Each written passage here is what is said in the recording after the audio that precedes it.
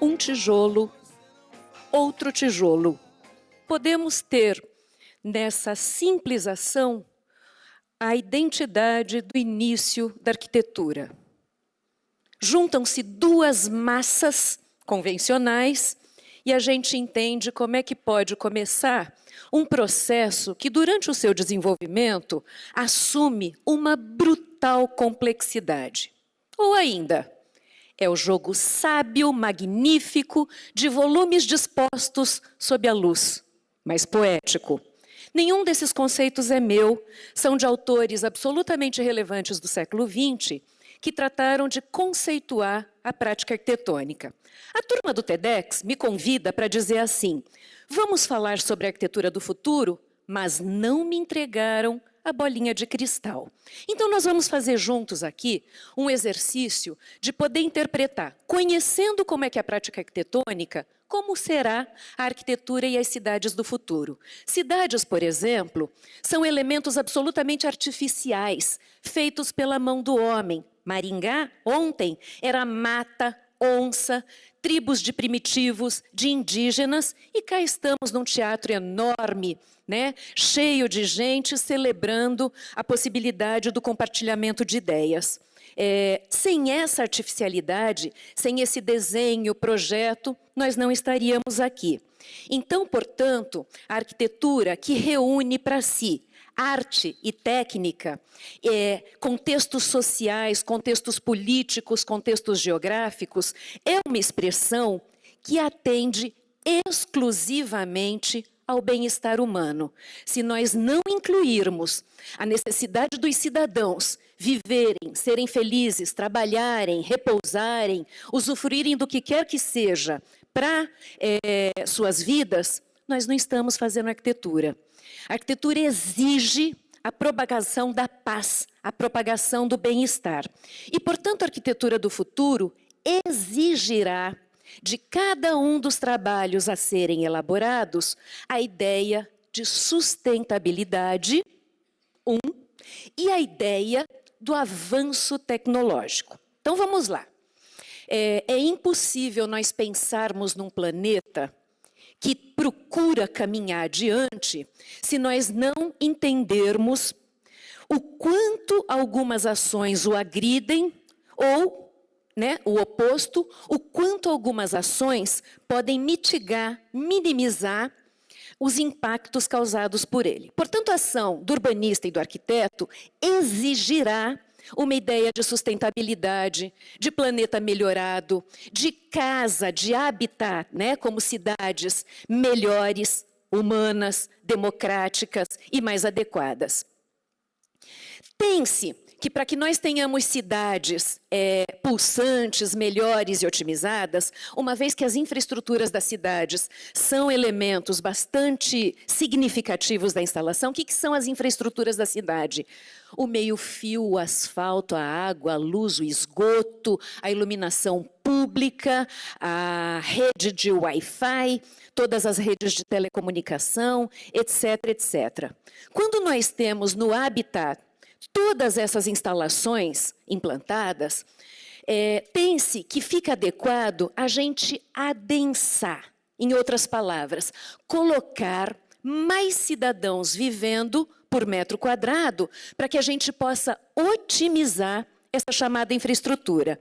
E como é que as cidades conseguiram os seus adensamentos? Fruto de 2 episódios, por exemplo, advindos da tecnologia, do avanço tecnológico. Também, evidentemente, proposituras fruto das pesquisas e do desenvolvimento dos pesquisadores, dos cidadãos, do homem.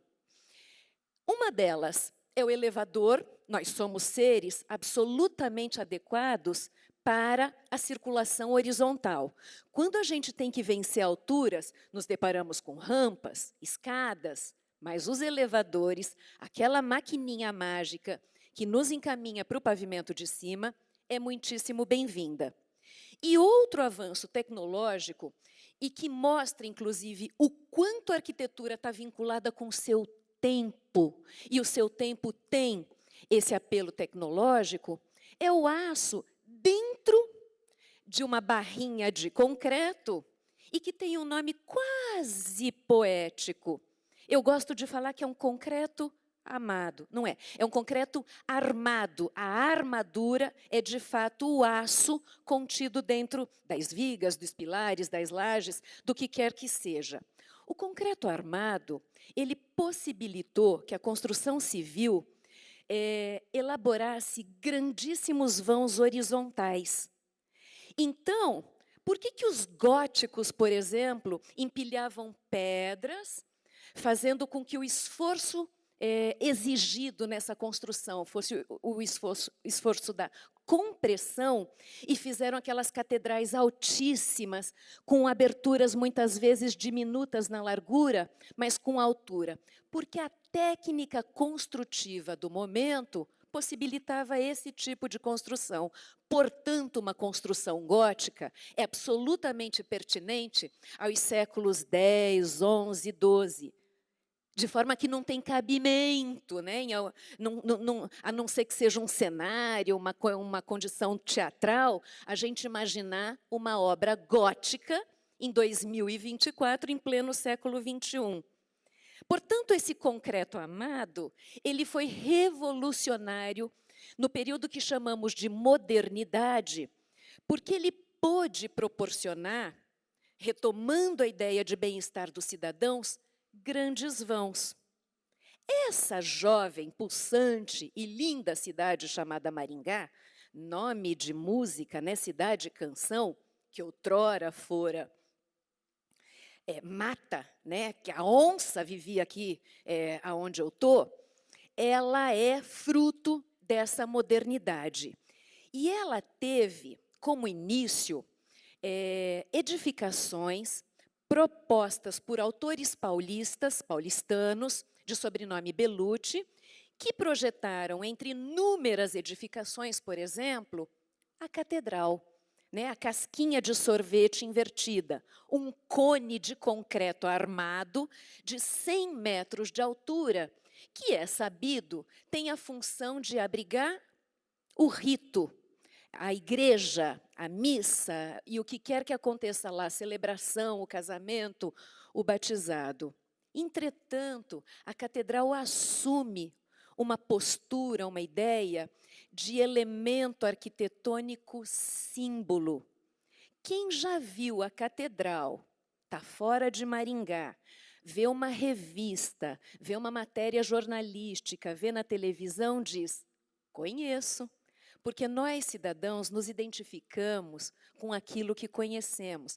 Há inúmeros outros edifícios que sintetizam neles próprios uma cidade inteira. Talvez eu pudesse citar, por exemplo, o Copan, em São Paulo, e eu estou falando de uma megalópole de 12 milhões de habitantes, ou talvez o MASP, falando de vão e de liberdade, o Museu de Arte de São Paulo, usufruindo em sua técnica construtiva desse concreto armado, possibilita a reunião de milhares de pessoas.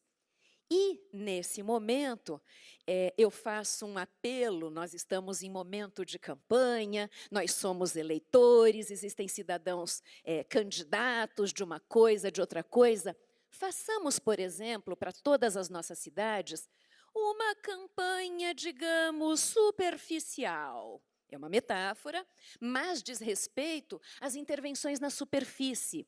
Aonde nós abraçamos o amigo, aonde nós encontramos os cidadãos, aonde se dão os encontros. Eles acontecem nas calçadas, nas vias públicas, nas praças, na feira livre, debaixo do vão do MASP, no jardim da catedral, nas praças.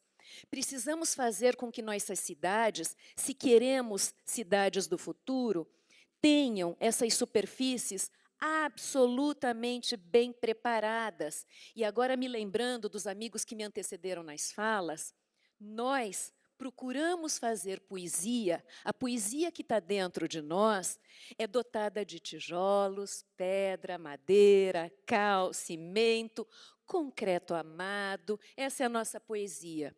Se nós tentemos fazer cidades inclusivas, nas quais a periferia participa do centro da cidade com a mesma força pulsante, cuidemos das nossas superfícies. Se nós desejamos políticas inclusivas, onde todos, todas e todes estejam juntos, reunidos, para que nós tenhamos um futuro promissor, façamos cidades com superfícies adequadas. O futuro da arquitetura, do urbanismo, seguramente está pautado na sustentabilidade, na inclusão, nas cidades mais democráticas e nas cidades que vão fazer com que nós sejamos mais felizes com espaços que propagam a paz. É isso.